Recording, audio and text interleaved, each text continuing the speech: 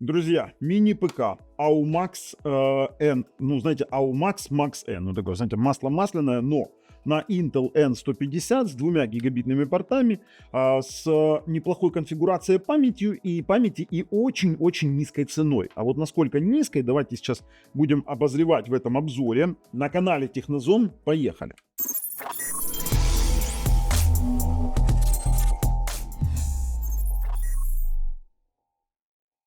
Ребят, это рабочий мини-ПК, на котором можно во что-то поиграть, все это вы увидите дальше в обзоре.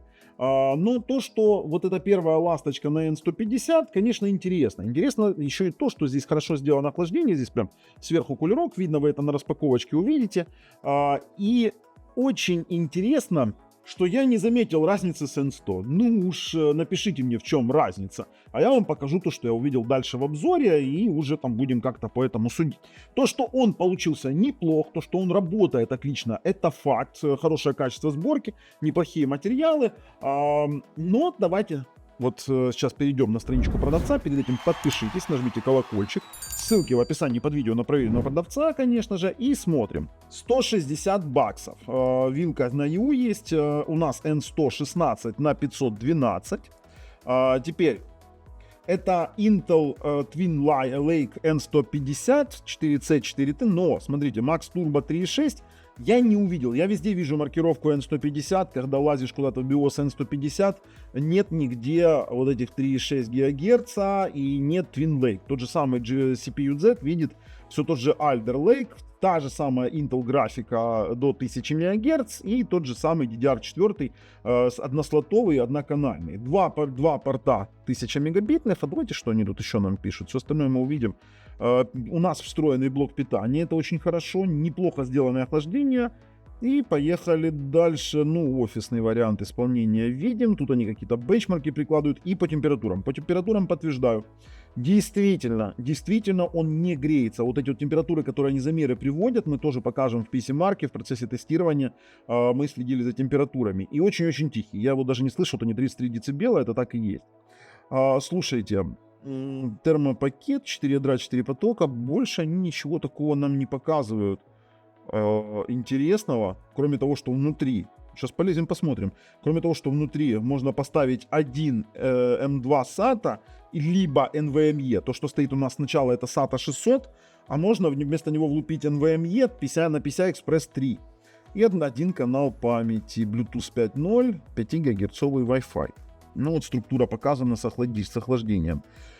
Ребят, переходим, распаковываем, делаем тесты и возвращаемся на выводы. Друзья, что мы имеем? Здесь очень хорошо видно охлаждение, которое выводится сверху. То есть там есть кулер, где забирается воздух отсюда. Обычно холодный берется сбоку, вверх выкидывается. Сзади ничего нет, креплений нет, поэтому мне этого не хватило в данном мини-ПК. И на бочках у нас, видите, разъем питания. Кстати, вот я хотел распаковку, но распаковки как таковой не будет. Только HDMI есть. И есть у нас вот такой вот кабель питания фирменный. И все. То есть блок питания встроенный внутри. Два USB 3.1, кстати, они заявляют. Два LAN G45 по 1000 мегабит. Два HDMI-чика.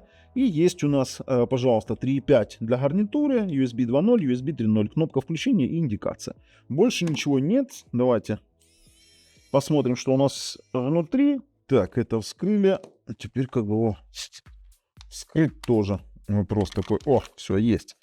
И все, что меня интересовало. Смотрите, здесь у нас есть модуль RTL8821. Это 5 гигагерцовый модуль.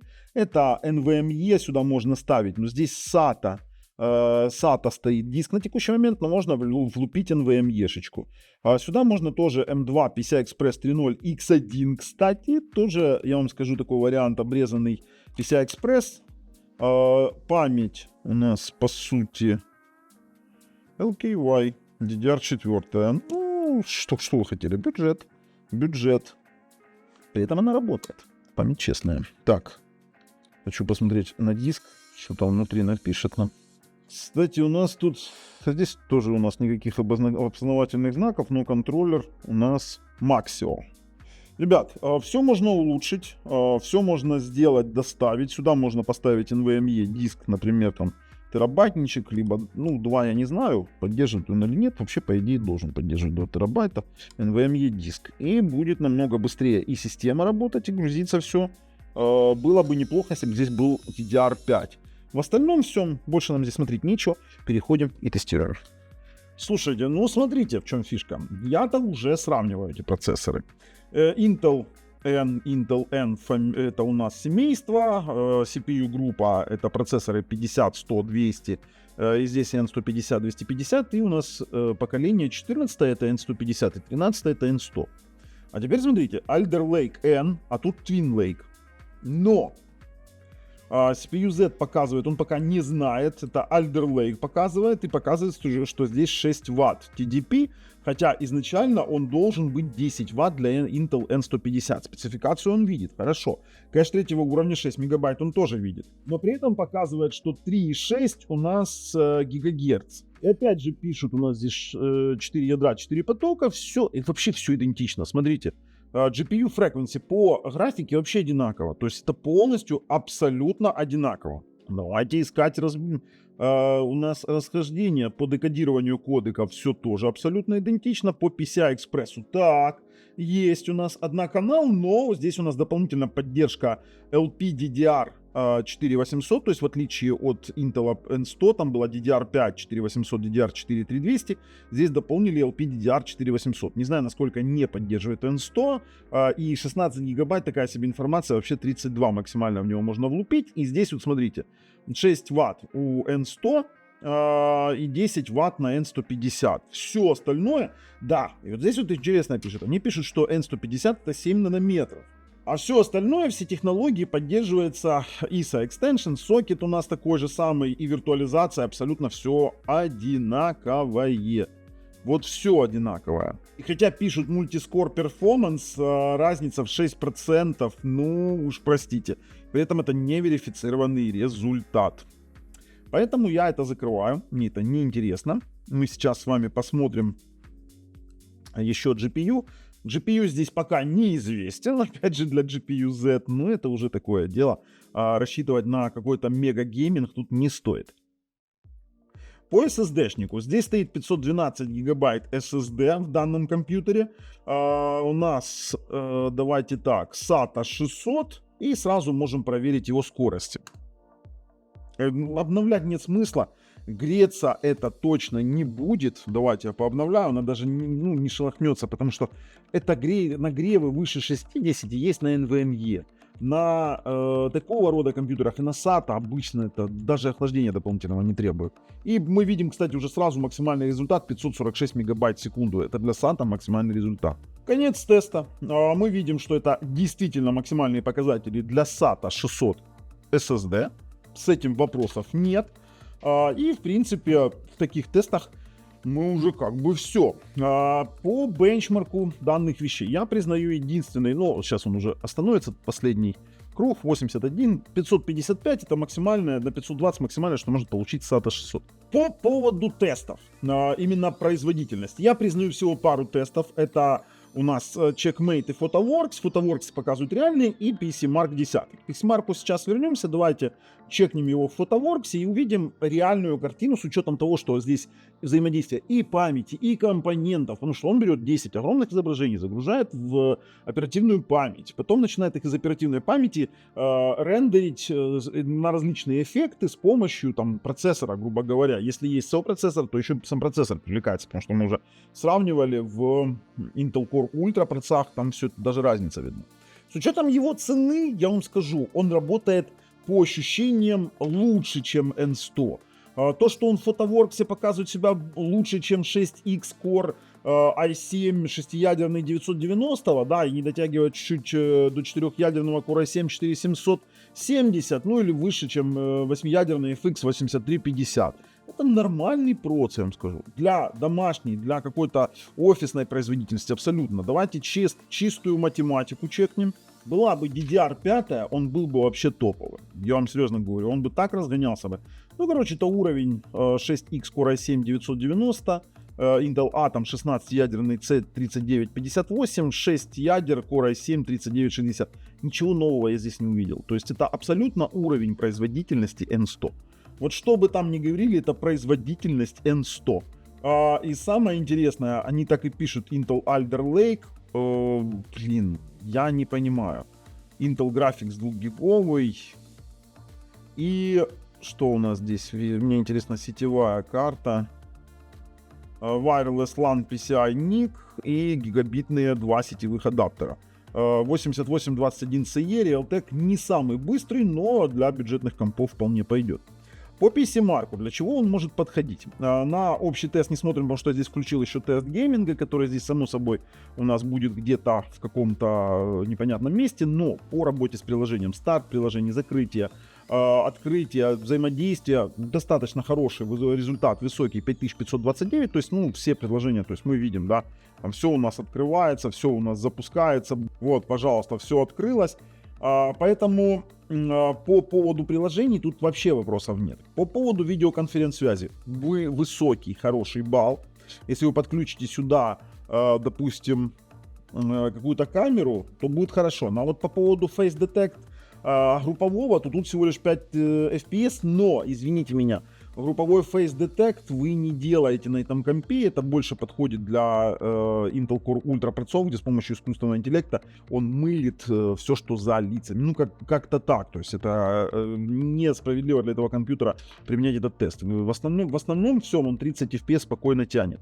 Ну и веб-браузинг, до 4К видео онлайн он тянет, плюс у нас 60 FPS воспроизведения картинок, что в принципе максимальный показатель, и 127 FPS анимированные объекты на странице. По поводу написания тех же самых таблиц и всего остального, работы с таблицами, с базами данными, вот здесь я вижу уже прирост по сравнению с N100.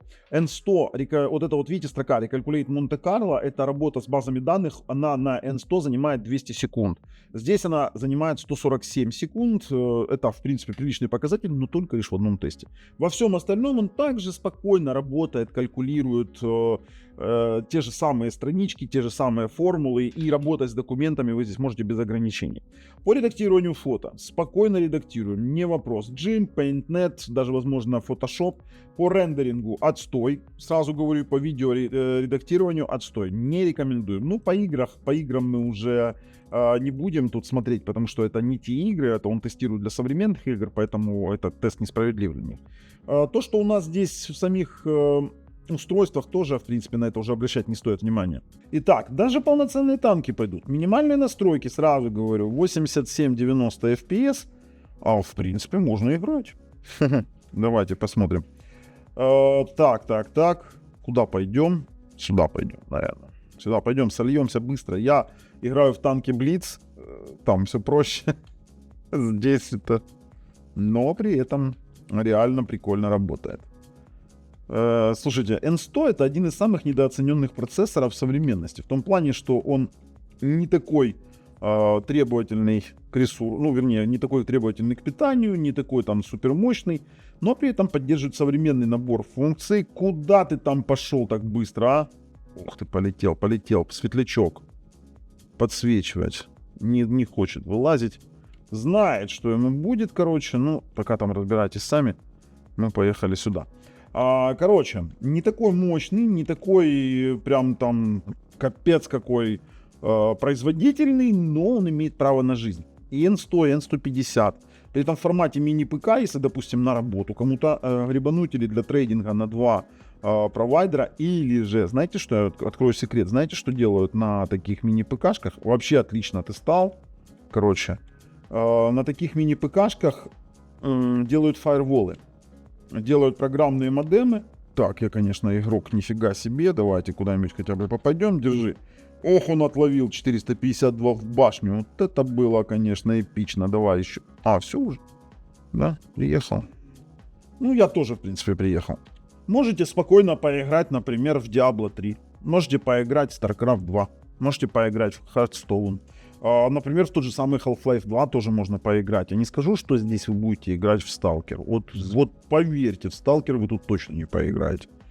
Но то, что во что-то поиграть можно, это 100%. Слушайте, вообще интересная ситуация в том плане, что брать такой офисный компьютер для игр, это неправильно. Это неправильно. Но если вы берете это для офиса, Если вы берете это для офиса, а что-то на нем можно еще такое вот сыгрануть, то это уже такой приятный плюс больше. Давайте кого-то найдем. Сейчас. Сейчас мы кого-то найдем, кому-то дадим пилюлей и пойдем с вами проверять дальше. Хочу, во-первых, сейчас модули сетевые проверить. Это прям обязательная дисциплина. Потому что без сетевых модулей, вы же понимаете, нормально компьютер работать не будет. Давай, все. Да не, вообще даже не лагает. Вот я удивлен. При этом в Diablo 3 это средне-высокие настройки. На секундочку. Давайте, качество высокое, среднее, высокое, высокое на полный экран. Да? Вот так вот. Поэтому мы это закрываем, тестируем с вами и смотрим. Мы получаем с вами 300 мегабит. Это на Wi-Fi 5 ГГц. Чтобы вы понимали, смотрим сразу же на подключение. Сейчас. Это у нас 433 мегабита канальной скорости на Realtek. Это знакомый мне Realtek, обыкновенный стабильный адаптер, не блещущий, допустим, какими-то предельными скоростями. Однако 350 мегабит при 430 коннекте это вполне хороший результат. То есть больше он и не смог бы. Физические ограничения у него. Теперь мы включаем с вами 2,4 ГГц. Обновляем, стартуем и смотрим. Тоже выше среднего. Хотя даже все, что выше 100 или к 100, это уже очень хороший показатель для 2,4 ГГц. Это действительно хороший модуль 2,4 ГГц. Сейчас попробуем LAN RJ45. Это сетевое подключение. У нас здесь два порта. 99, 90, 99,9. Прям красиво, знаете. Если сейчас 99,9 будет на выгрузку, то вообще, не будет, наверное. То вообще было бы топово, да, так красивые цифры. А ну смотрим, что там последнего получится. 92,1. Ну ладно. Давайте включил LAN. Сейчас подхватит LAN. Есть LAN. Обновляем опять же и стартуем тест. И получаем чистый гигабит. Тут сюрпризов у нас не было. Сюрпризов нет. И если мы уже в браузере, то я могу вам сказать, что здесь можно смотреть стриминг, можно подключить внешний жесткий диск, смотреть какие-то файлы, большие видео с очень высоким битрейтом. И, конечно же, смотреть, например, YouTube. Сейчас мы попробуем, какой он максимально YouTube тянет. То есть 10 гигабит мы с вами увидели. Пока он там тестирует, давайте откроем этот самый YouTube пресловутый. Здесь у нас тоже без сюрпризов чистый гигабит получился. Открываем наш любимый канал 4К Geoplace, который я снимаю. То есть я снимал эти все видео специально для тестов таких коробок. Разворачиваем на полный экран. Включаем, сейчас он показывает, включаем 4К и включаем статистику для сисадминов. 4К 60 FPS с коннектом 114-100 мегабит тягает вообще без вопросов. То есть вы здесь сможете смотреть и YouTube 4К, и какие-то 4К фильмы, и онлайн, и не онлайн. Этого процессора будет более чем достаточно с его каким-то минимальным ускорителем, да, видео. То же самое потоковое телевидение, пожалуйста, отрабатывает на ура. Вот это я смотрю сейчас в Мегуго, все переключается быстро и без проблем. Давайте закрываем браузер, нам, в принципе, тут больше ловить нечего. Ну и смотрите, а вот, кстати, знаете, в чем прикол? Смотрите. Я сейчас играю в Half-Life 2, и когда я играл на N100, то на N100 именно здесь у меня немного иногда подлагивало. В данном случае... а что, не загасило его? Что-то я не понял, а чем его гасить. В данном случае у меня он... все, прошли. В данном случае у меня он отлично работает. То есть он в Half-Life 2... Там, где много физики просчитывается именно процессором, а не графикой, он немножечко быстрее работает. С учетом того, что здесь 3,6 ГГц. Мы сейчас еще вернемся, посмотрим на частоты, на температуры, для того, чтобы... Воу, смотрите, как стреляют, гады. Давайте. Не, мы пока туда не идем. Мы сейчас пойдем с вами немножечко разберемся. Или погибнем, давай. Оба, одного сняли. Второго сняли. Все, халфа работает. О, еще один. Привет. Сейчас мы тебя ломом забьем. Иди сюда. Да. Ну и напоследок разбираем частоты. 3,4. А почему? Где же 3,6 пресловутый? Я не вижу здесь 3,6 частоты. Это говорю я сразу. Либо здесь N100, просто-напросто переназванный на Intel N150. Потому что здесь частоты 3,6 нету. По температуре. Температура в среднем 58-40, максимальные показатели 65. Температура неплоха, 66. Ну, слушайте, температура вообще, ну, с учетом его охлаждения, прям вот вообще топ. Вообще не греется. Вообще не греется, поэтому по охлаждению классно, по частотам непонятно. Но мне кажется, что нет нормальных пока драйверов, нет пока нормальной реализации этого всего дела. Я думаю, что все появится достаточно быстро. Ребят, переходим, делаем выводы. В качестве выводов скажу, за такую цену неплохой вариант получился. Во что-то поиграл, на чем-то поработал, киношку посмотрел, 4К тягает. В принципе, рекомендовать могу, как обыкновенный рабочий ПК, либо для дома, для социальных сетей, для офиса. А с вами был Бабл на канале Технозон. Пока.